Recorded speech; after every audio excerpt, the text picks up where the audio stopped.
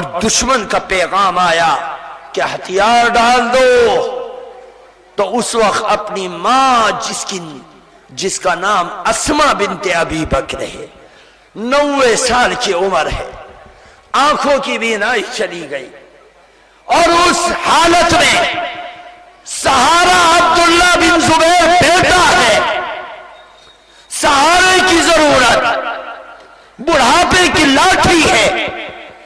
اس وقت بیٹا اپنی تلوار کو میان میں رکھ کر اپنی ماں کے پاس آیا اور ماں کے سامنے 2 زانوں بیٹھ گیا اور بولا، اماں، دشمن کی فوج نے چاروں طرف سے گھیر رکھا ہے، دشمن کی تلواریں ٹکرا رہی ہیں، اماں، کعبۃ اللہ کی چھت کو شہید کر دیا گیا، اماں، کعبۃ اللہ کے ارد گرد رہنے والے ایمان والوں کو قتل کیا جانے لگا، اماں، مکے کی عورتوں کے ساتھ بدکاری کی گئی، اماں، اب تیرے بیٹا جو تیرا اکیلا سہارا ہے، اماں، تیرے بیٹے کے سامنے 2 آپشن ہیں، بتلا، آج تسلیم ہو، کیا میں ہتھیار ڈال کر تیری خدمت کروں، سرنڈر ہو جاؤں، اپنی جان بچا لو، یا اماں مجھے اجازت دے میں آگے بڑھوں، تلوار چلاؤں، لڑوں، لڑتے لڑتے اپنی جسم کو، اپنی جان کو پیش کر دوں، اور کل قیامت کے دن میری تیری ملاقات اللہ کے پیغمبر کے دربار میں حوض کوثر میں ہو۔ ماں ہماری ماں نہیں تھی، وہ ابو بکر کی بیٹی تھی،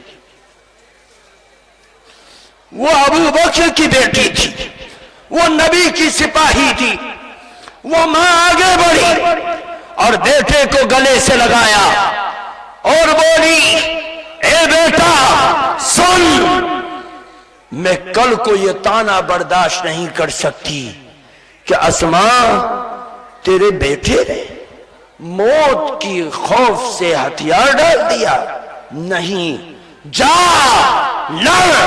لڑتے لڑتے اپنی جان پیش کر دینا اور ایک قدم پیچھے مت ہٹنا، خبردار، میں تجھے دشمن کے مقابلے پر زندہ نہیں دیکھنا چاہتی، جا لڑ اور لڑ کر اپنی جان کو پیش کر دے۔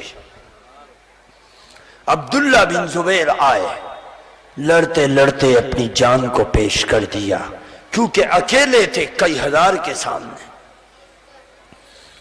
حجاج بن یوسف کے سامنے عبداللہ بن زبیر کی گردن کاٹ کے سر لے جایا گیا، وہ سر حجاج کے سامنے آیا، حجاج نے کہا لٹکاؤ اوپر، حجاج کے خیمے کی سب سے اونچی جو بلی تھی، اس بلی کے سر پر، چوٹی پر عبداللہ بن زبیر کی سر کو لٹکا دیا گیا۔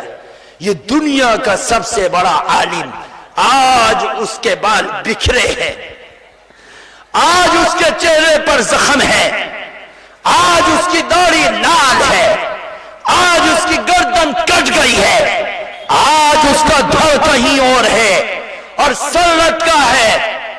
حجاج نے کہا مکے والوں کو دعوت دو کہ جو ہمارے مقابلے پر آئے گا، اڑے گا، اس کا انجام یہ ہوگا، اس کا انجام یہ ہوگا۔ مکے کے سب لوگوں کو دعوت دی گئی، کہا سب آ گئے، کہا ہاں سب آ گئے۔ کسی نے کہا حجاج، اس کی ماں بوڑھی ہے، وہ بھی لاٹھی ٹیک ٹیک کے تیرے پاس آ رہی ہے، تیرے پاس آ رہی ہے۔ جو ان کو سہارا دے رہا تھا اس نے کہا کہ آپ کے بیٹے کا سر اوپر لٹکا رکھا ہے، اوپر لٹکا رکھا ہے۔ وہ لاٹھی ٹیکتی ٹیکتی حضرت ابو بکر صدیق کی بیٹی آج اپنے شہید بیٹے کے سر کو دیکھنے کے لیے آئی۔ حجاج اپنے خیمے سے باہر نکلا اور حضرت اسما کے قریب آیا، کہا اماں اگر آپ سمجھا لیتی تو آپ کے بیٹے کا انجام یہ نہ ہوتا کہ ہاتھ کٹ گئے، پیر کٹ گئے، سر کٹ گیا اور آج سر لٹکا ہے۔ وہ ابو بکر کی بیٹی تھی، وہ نبی کی، نبی سے محبت کرنے والی تھی، وہ نبی کے لیے مار کھانے والی تھی۔ آؤ اس کی زبان پر جو الفاظ آئے سونے کے قلم سے، سونے کی روشنائی سے، سونے کے انکوں سے لکھنے والا ہے۔ فرمایا او حجاج سن، ہاتھ کو آسمان کی طرف بلند کیا اور بولی یا اللہ تیرا کتنا بڑا انعام ہے کہ تو نے میرے بیٹے کے سر کو اس کی زندگی میں بھی بلند رکھا اور شہادت کے بعد بھی اس کے سر کو دشمنوں کے اوپر بلند کر دیا۔ نعرہ تکبیر، نعرہ تکبیر۔ حضرت اسماء رضی اللہ تعالی عنہ۔ اسلام اتنا سستا نہیں، ہم نے جس کلمے کو پڑھا ہے یہ کلمہ اتنے سستا نہیں۔ آؤ اس کلمے کے لیے نبی کے خاندان کو لوٹنا پڑا، نبی کے خاندان کی گردن کٹ گئی، نبی کے خاندان کا خون بہہ گیا، نبی کے خاندان کے بچوں کو قتل کیا گیا، عورتوں پر ہاتھ اٹھایا گیا، ان کی چادر کو کھینچا گیا، ان کے خیمے کی بلیوں کو لوٹا گیا، سب کچھ کیا گیا۔ نبی کا ایک خاندان حضرت حسین کے ساتھ، یہ نبی کا خاندان کربلا کے میدان میں ہے۔ آج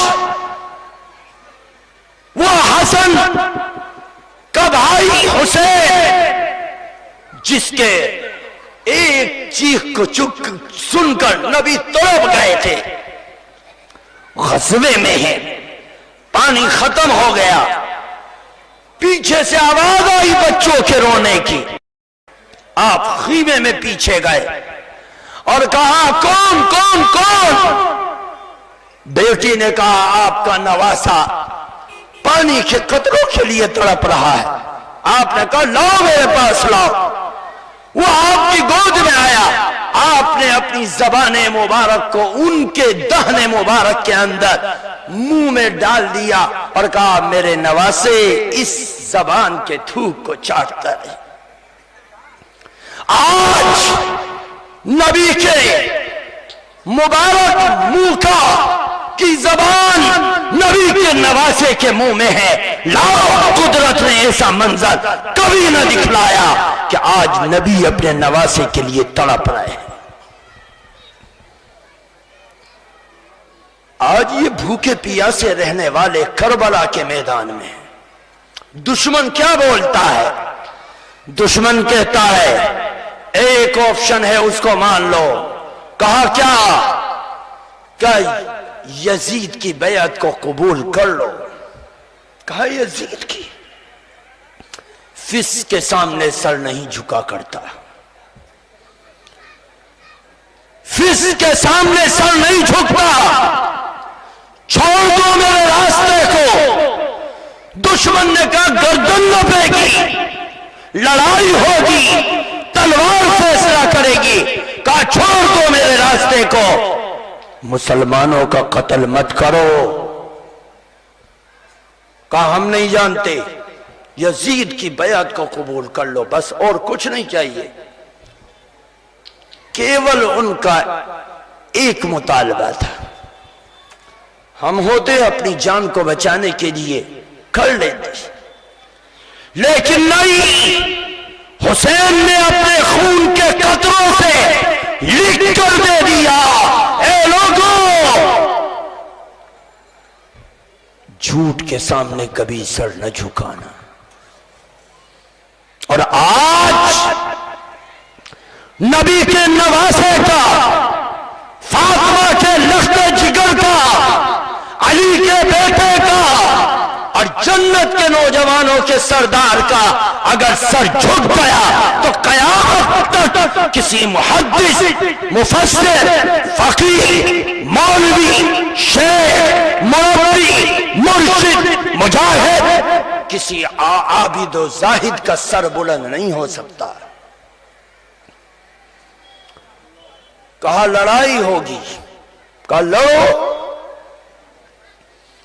پانی بند کر دیا گیا، کہا وضو کا پانی تو دے دو۔ کہا نہیں، پینے کا بھی پانی نہیں ملے گا، وضو کا بھی نہیں ملے گا،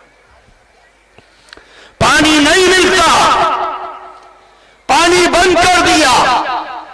لیکن نبی کے نواسے نے اپنے سپہ سالاروں کو حکم دیا تیمم کرو اور نماز قائم کرو۔ مٹی سے تیمم کیا گیا، نماز قائم کی گئی، یہاں تک کہ 10 محرم کا دن آ گیا۔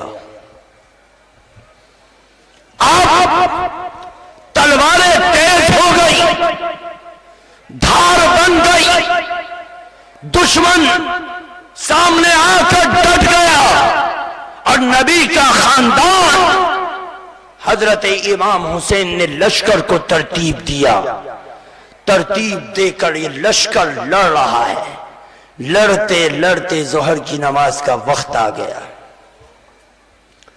ظہر کی نماز کا وقت آ گیا، اپنے سپہ سالار سالم کو بلایا اور کہا کہ جاؤ، حسین بن علی کہتا ہے کہ آؤ، ظہر کی نماز کا وقت ہو گیا، تم اور ہم اپنے میں سے کسی کو امام بنا لو یا ہم میں سے کسی کو امام منتخب کر لو، ہم سب مل کر ایک جگہ ایک امام کے پیچھے نماز ظہر ادا کریں گے۔ سپہ سالار دشمنوں کی فوج کے درمیان میں جاتا ہے اور اعلان کرتا ہے، سنو، سن لو لوگوں، کہا کیا؟ تلواریں رک گئی، کہا امام کا پیغام ہے، علی کے بیٹے کا پیغام ہے، محمد کے سپوت کا پیغام ہے، آؤ اپنے میں سے ایک امام منتخب کر لو یا ہم میں سے کسی کو امام بنا لو، جس کو تم امام چاہے بنا لو، ہم سب مل کر ایک امام کے پیچھے اپنی ظہر کی نماز کو ادا کریں گے۔ گردن کٹ رہی ہے، اب بھی نماز کی ضرورت، کھال کھینچ رہی ہے، اب بھی نماز کی ضرورت، خون کے قطرے ٹپک رہے ہیں، اب بھی نماز کی ضرورت۔ ہم نے تو بریانی کھا کے نماز کو چھوڑا، ہم نے تو کھانا کھا کے نماز کو چھوڑا، ہم نے تو عیش کر کے نماز کو چھوڑا، ہم نے تو نرم گدوں پر نماز کو چھوڑا، ہم نے تو عیاشی کر کے نماز کو چھوڑا، ہم نے تو جھوٹ بول کے نماز کو چھوڑا، ہم نے تو سب عیش و آرام کر کے نماز کو ٹھکرایا، نماز کو برباد کر دیا۔ زندگی میں نماز میسر نہیں آئی، پورے دن میں 50 سجدوں کا ہم انکار کرتے ہیں، ہم ترک کرتے ہیں۔ شیطان ایک سجدے کے انکار کی وجہ سے ہمیشہ ہمیشہ کے لیے راندہ درگاہ ہو گیا۔ ہم تو ایک دن میں صبح سے لے کر شام تک 50 سجدوں کا انکار کرتے ہیں، 50 سجدوں کو ٹھکراتے ہیں۔ ہمارا کیا ہوگا؟ یہ دیکھو، بھائیوں کی گردن کٹ رہی ہے، نماز قائم کرو، بیٹے کی گردن کٹ رہی ہے، نماز قائم کرو، امام کے چہرے سے لہو بہ رہا ہے، نماز قائم کرو، عورتوں کے دوپٹے چھینے جا رہے، نماز قائم کرو، برتن چھینے جا رہے، نماز قائم کرو، گھر لوٹا جا رہا، نماز قائم کرو، کربلا کے میدان میں بے سہارا کھڑے ہیں، نماز قائم کرو۔ انہوں نے کربلا کی دھول میں، مٹی میں، خون میں رہ کر بھی نماز کو ترک نہیں کیا۔ ہم عیاشی کے اندر نماز کو ترک کر دیتے ہیں۔ میرے بزرگوں، آؤ ان کو دیکھو، وہ کس پہاڑ کے ایمان کو رکھتے تھے، ان کا ایمان کیا تھا؟ آؤ ان کے ایمان سے اپنے ایمان کی پڑتال کر کے دیکھو، کھنگال کر دیکھو، پرکھ کر دیکھو۔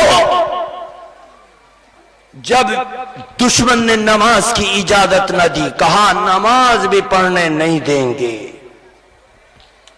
دشمن عیاری پر تھا، کہا نماز بھی پڑھنے نہیں دیں گے، شمر آگے بڑھا اور بولا کہ نہیں، نماز کی بھی مہلت نہیں ملے گی، چلو لو۔ اس وقت اللہ کے پیغمبر کا نواسا فیصلہ کیا کرتا ہے؟ فرمایا ہم میں سے آدھے لڑیں دشمنوں سے اور آدھے نماز قائم کریں۔ آج 72 میں سے آدھے دشمنوں سے برسرے بیکار اور آدھے اللہ کی نماز کو سنگینوں کے سائے میں، تلواروں کی جھنگار میں نماز کو قائم کر کے امت کو، قیامت تک آنے والی انسانیت کو، مسلمانوں کو، کلمہ پڑھنے والوں کو، نبی سے آس لینے والوں کو، نبی کا نام لینے والوں کو مجھے اور تمہیں پیغام دے کر چلے گئے۔ ہم نے تو تلواروں کے سائے میں، سنگینوں کے سائے میں، تیروں کی بارش میں، نیزوں اور بھالوں کی جھنکار میں بھی نماز کو نہیں چھوڑا۔ تم کیوں فراوانی میں نماز کو چھوڑ کر دیوانے ہو رہے ہو؟ آؤ ان سے سبق لو۔ وہ آدھے نماز پڑھ رہے، کہا آدھے پڑھ چکے، کہا جو لڑ رہے ہیں تم ان کی جگہ چلے جاؤ اور جو لڑ رہے ہیں ان کو واپس بھیجو، جاؤ وہ بھی نماز پڑھیں گے۔ آج تو نماز معاف تھی کہ اللہ ہم کیسے پڑھتے، ہماری گردن کٹ رہی تھی، ہماری آنکھیں نکالی جا رہی تھی، ہمارے خون بہائے جا رہے تھے، ہمارے جسموں کے ٹکڑے کیے جا رہے تھے، دشمن نے مہلت نہیں دی۔ یا اللہ اب تو یہ عذر ہے، لیکن نہیں، کوئی عذر نہیں، نماز ضروری ہے۔ خیمے کے اندر سے آواز آئی بچے کے رونے کی، جو بچہ کتنے 4 مہینے کا، کون ہے؟ نبی کا پرنواسا، کون ہے؟ علی کا پوتا، کون ہے؟ نبی کی بیٹی فاطمہ کا پوتا روتا ہے، 4 مہینے کا پوتا، 4 مہینے کا حسین کا بیٹا بلک بلک کر روتا ہے۔ خیمے میں مڑ کر گئے، کیوں، کیا بات؟ عورتوں نے جواب دیا، پانی کا ایک قطرہ نہیں، چھاتی کا دودھ سوکھ چکا ہے، یہ پانی کے قطروں کے لیے بلک رہا ہے، خداوا پانی کا انتظام کرو، خداوا پیاس کا انتظام کرو۔ لیکن پانی کہاں سے لاتے؟ دشمن نے پانی پر قبضہ کر رکھا تھا، اس کا شرم نہیں تھی دشمن کے دل میں۔ اپنے 4 مہینے کے اس بیٹے کو اپنی گود میں اٹھا کر لائے، آسمان پر چمکنے والے سورج کی طرف اس کے چہرے کو کیا اور گڑ گڑاتی آواز میں بولے، آسمان پر چمکنے والے سورج تو گوارے نا، نبی کے خاندان کے چھوٹے چھوٹے بچے پانی کے قطرے میں، پانی کے قطرے کے پیاسے بن کر تڑپ تڑپ کر مر رہے ہیں۔ کل قیامت کے دن گواہی دینا، اے سورج، نبی کے خاندان کے بے یار و مددگار ہونے کی تو گواہی دینا۔ یہ دشمن تو اندھے بن گئے۔ میرے دوستو، ایک دشمن نے حضرت امام حسین کی گود میں اس بچے کو دیکھا کہ وہ بلک رہا ہے، تیر کا نشانہ باندھا اور تاک کر تیر مار کر وہ بچہ جو حلق اپنا منہ کھول کر رو رہا تھا بلک بلک کر، دشمن کا تیر اس کے حلق میں آ کر پیوست ہو گیا اور چیر پھاڑ کر پیچھے سے نکل گیا۔ لکھنے والا مؤلف لکھتا ہے کہ امام کی نظروں کے سامنے یہ 4 ماہ کا بچہ تڑپ تڑپ کر مر گیا اور اس کا گرم گرم خون امام کی گود میں سرخ کر کے چلا گیا۔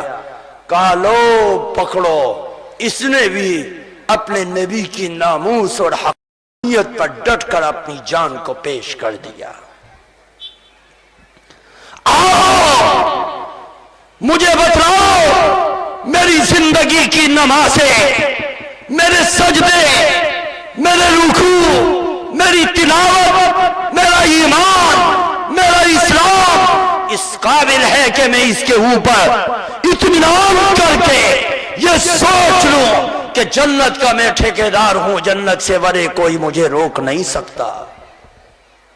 اگر جنت اتنی سستی ہوتی تو حسین کے جسم کے ٹکڑے ٹکڑے نہ ہوتے.